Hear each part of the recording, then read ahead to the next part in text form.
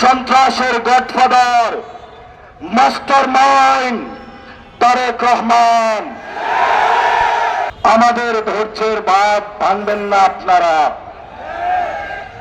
যদি ধৈর্যের বাঁধ ভাঙতে হয় তাহলে গণতন্ত্রের মধ্যে আসুন। আগামী 12 তারিখের জন্য অপেক্ষা করুন।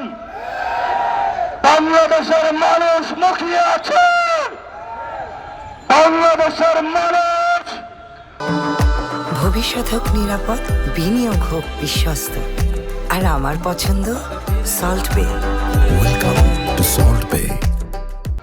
আগামী 12 তারিখে গণতন্ত্রের মধ্য দিয়ে যারা গত 1 বছরে বাংলাদেশে টেন্ডারবাজি চালিয়েছিল, দুর্নীতি চালিয়েছিল, সন্ত্রাসী কার্যক্রম চালিয়েছিল, তাদের বিপক্ষে 11 দলীয় জোটকে ঐক্যবদ্ধ বাংলাদেশকে বিপুল ভোটে জয় করে ইনশাআল্লাহ সরকার গঠনের ধার প্রান্তে নিয়ে যাবে।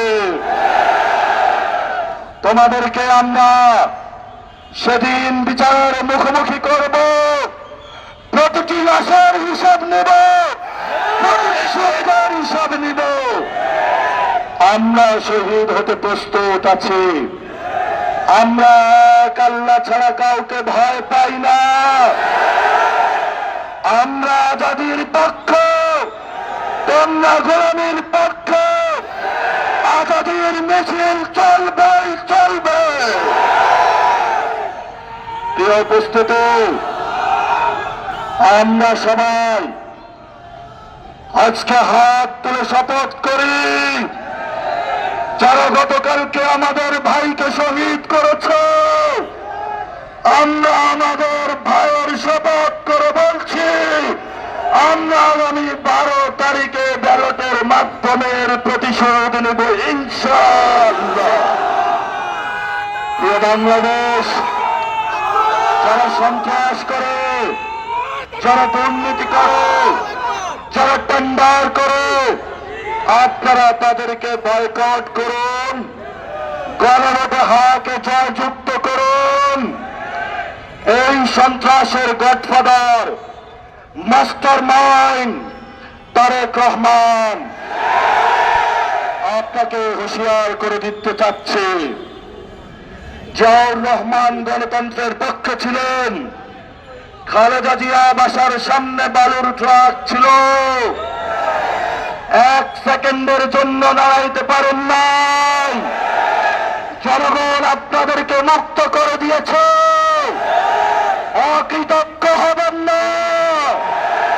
যেই মানুষ মুক্ত করে দিয়েছে সেই মানুষের উপরে আপনি বুকে গুলে চালাচ্ছেন। আমরা দেখে ছাড়বো আপনাদেরকে।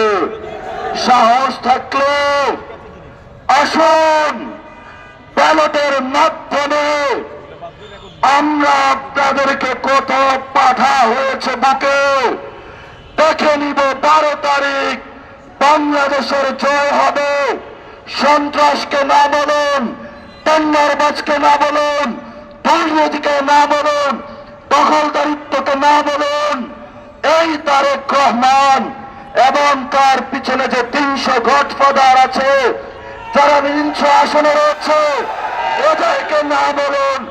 তবেই আমাদের বাংলাদেশ মুক্তি পাবে, তবেই আজাদির বাংলাদেশ। বাংলাদেশের লড়াই জারি রাখুন, ঐক্যবদ্ধ থাকুন, আজাদির মিছিল চালু করুন, পলাশির প্রান্তরে চলুন।